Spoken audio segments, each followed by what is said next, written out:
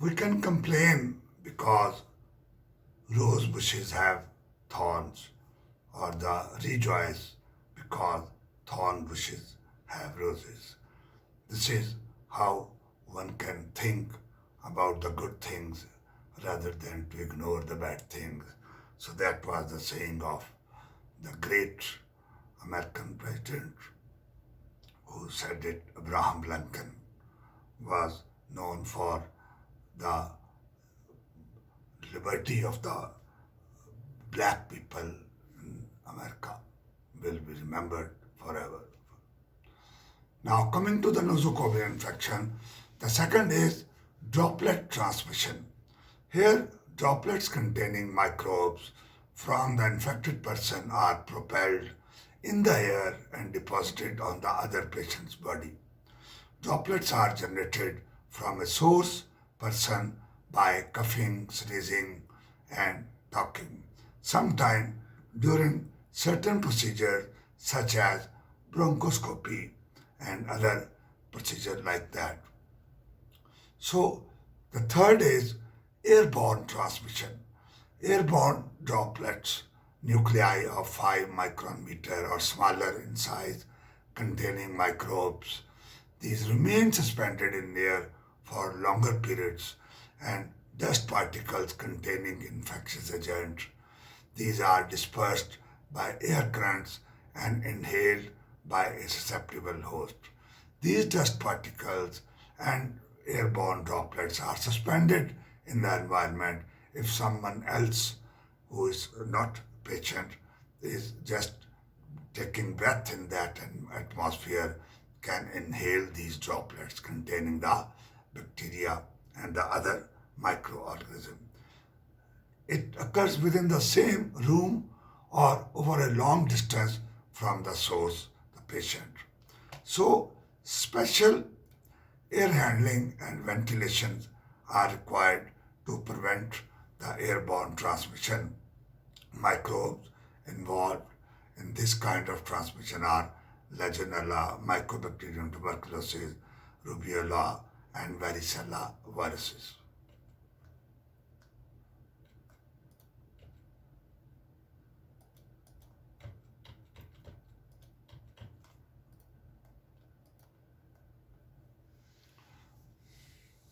And here one can see the droplet transmission, that is, the distance between the two persons is less than 1 meter, and the measles viruses can be transmitted from one person to another. But in case of the airborne transmission, one can see if one is sneezing, coughing, talking loudly, these disperse up to the 1 meter, and if someone is inhaling that, taking breath in that atmosphere where these droplets are present, one can get the infection, and that is very much common in case of Mycobacterium tuberculosis. And here is the test of the airborne transmission. We just have contact with air from clean, empty room, and then we have a contact with air from small room containing 12 people. They are sneezing, coughing, talking, and one can see that the culture plate is full of the colonies because of the droplet or airborne transmission. Now, common vehicle transmission, that is number 4, microbes transmitted to the host by contaminated items such as the food, water, medication, devices, and the equipment. Number 5th is the vector-borne transmission. Here, vectors like mosquito, flies, rats, and other vermin, these are responsible for carrying the and transmitting the microbes via inoculation to the patient. And here one can see the common vehicle which can transmit the infection, BP operators, then key, that is just computer equipment, and here one can see the different kind of the insects which can transmit the different kind of infection to the person.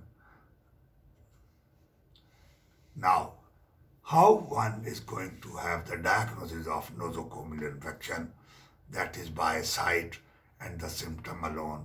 One know these symptoms are not present when patient was admitted in the hospital, and then inflammation or a rash at the site of infection. Routine diagnostic procedures are done to see any disease, isolation and identification of the pathogen by the cultures of the blood products, transfusion fluids, equipment, tubes and the containers, surfaces, disinfectants, antiseptics, floor, water and food. We can use the selective media for the culture of the microbes which are present in all these things. Now, what is the treatment of nosocomial infection? Proper antibiotic and bed rest. Remove any foreign device such as catheters as soon as possible to encourage a natural healing process and prevent dehydration. Encourage a healthy diet, fluid intake and rest. Two bacteria species mostly infect the patient. Gram-positive strain of methicillin-resistant Staphylococcus aureus (MRSA) and the gram-negative Acinetobacter baumannii are notorious for causing these kind of infection. Antibiotic drugs to treat MRSA are available, but for the Acinetobacter polymyxin type, antibacterials are used. These are very toxic. Sometimes drug-resistant gram-negative Klebsiella pneumoniae is also responsible and cause severe pneumonia, infection of the urinary tract, bloodstream, and other parts of the body. Now, what is the prevention from nosocomial infection? Implement quality assurance and quality control measures for ventilator associated or hospital acquired pneumonia. Control hospital indoor air quality through thorough hand washing and use of the alcohol rubs by all the medical personnel before and after each patient contact. More careful use of the antimicrobial agents or the antibiotics to avoid hospital-acquired MRSA, Clostridium difficile, and MSSA, methicillin-sensitive Staph aureus. So no emergence of the resistant strain. Now, prevention is based on number one, sterilization, as I have told in my lecture of sterilization and disinfection, isolation, hand washing, gloves, surface sanitation, and indwelling catheter sterilization. So the first is sterilization. It kills all microbes and the spores on the equipment and the surfaces.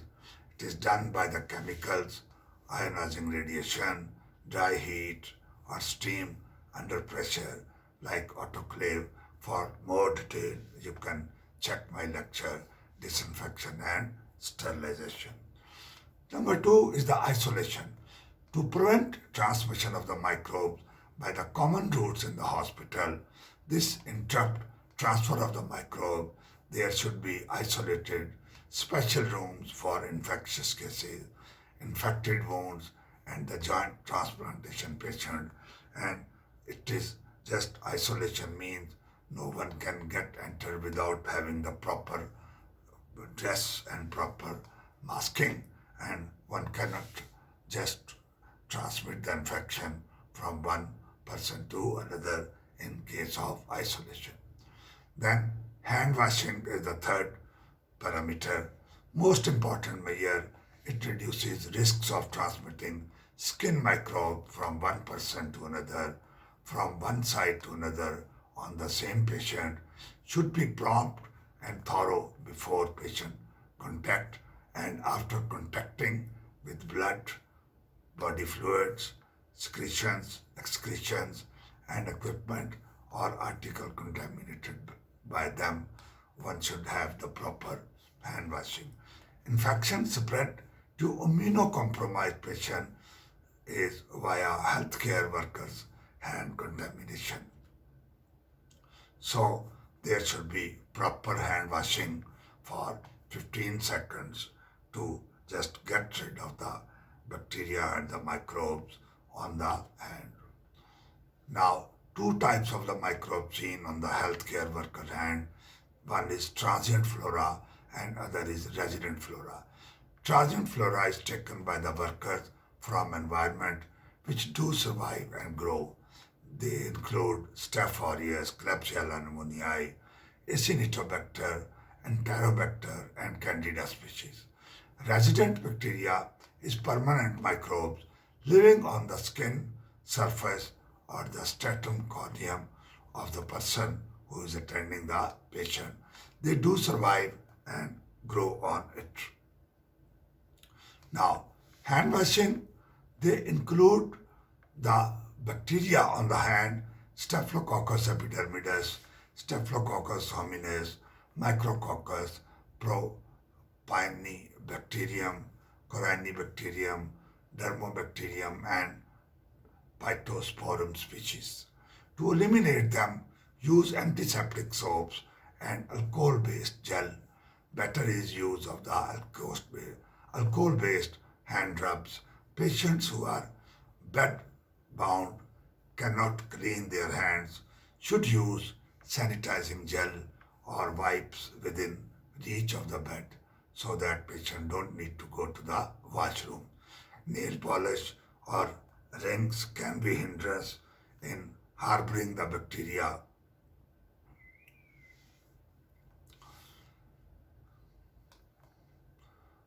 A beautiful picture with a ship floating in the water and the rock or the hill with the trees and giving the appearance of a beautiful lady just there. It is just an imaginary sight and one can really enjoy to see that sight made by some by the nature and some by the human being. Now, number 4 are the gloves. After hand washing, gloves are important in reducing risk of the transmission of the microbes. Gloves are worn for 3 reasons. Number 1, protective barrier for the personal contamination of the hands when touching blood, body fluids, secretions, excretions, mucous membrane, and non-intact skin. So, from all these places, the infection can go to the person who is just wearing the gloves. Number 2, to reduce chance of the transmitting microbes present on the hand of the health worker to the patient during invasive procedure. If you are not wearing the gloves, the infection that is already on your hands, if you will do the invasive procedure through your hands, it can go to the patient inside by these invasive procedures. So here one have to use the gloves to protect yourself and also to protect the patient to whom you are touching. Now the gloves, like touching a patient's mucous membrane and non-intact skin, that can avoid the spread of infection. Third, use of the gloves is to reduce chance that hands of the health personnel contaminated with the microbe from a patient or a fomite cannot be transmitted to another patient. If you have already have infection due to any reason, you have got it from any source in the hospital, and if you will wear the glove, you are just hiding that infection under your gloves and you are not going to transmit to the patient. Here, gloves must be changed and hands are washed after gloves are removed. Number 5 is surface sanitation. Microbes can survive on inanimate touch surfaces for long periods of time, especially in the hospital where immune compromised patients are at high risk. It includes bed rails, call buttons, touch plates, chairs, door handles, light switches, grab rails, intravenous poles, dispensers, alcohol gel, paper towel, soaps, dressing trolleys, counter table tops, etc. Objects in the close contact with the patient are contaminated with MRSA and vancomycin resistant enterococcus, that is VRE. So these are the reservoir of the pathogens, the sitting area, the sofas, and the CBP apparatus, the stethoscope, the telephone, and other things which are present inside the room that is also responsible for reservoir of pathogen. So continuing surface sanitation, sanitizing surface is important. Use modern sanitizing methods, non-inflammable alcohol vapor and carbon dioxide system, effective against gastroenteritis, MRSA, and influenza agents. Hydrogen peroxide vapors are also very effective.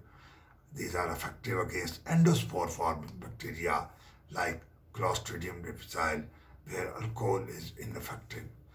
Ultraviolet cleaning devices to disinfect rooms of the patient infected with the Clostridium difficile or MRSA after the discharge is very effective. Copper, silver, and germicides are the compounds that can decrease the risk of these bacteria.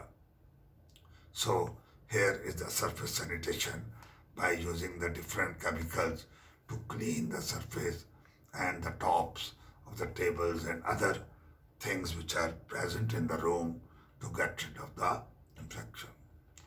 Now, number 6 is indwelling catheter sterilization. Indwelling catheter cause hospital-acquired infection, but nowadays these are available, which are intravascular antimicrobial lock therapy that can reduce infections that are not controlled by the blood-borne antibiotics. It introduce Now we can introduce antibiotics, including ethanol, into catheter, not flush it into the bloodstream. That reduces formation of the biofilm. So the summary of that prevention is hospital infection control, proper hand washing, wearing proper coats and the gloves, disinfecting, wearing the mask and the gloves to avoid that infection. And now hand washing, gloves, mask and eye protection, head covering, these are all the hygiene practices for the prevention of hospital-acquired infection. And the last is prevention is better than cure. We have heard it and we have to apply it. And that is the end of the lecture. Hope you may have liked this lecture. If you have liked this lecture, please subscribe it and share it with others. And if you have any question or query, please feel free to contact. I will be able to answer any of your questions. And thank you very much to be with me and patient watching.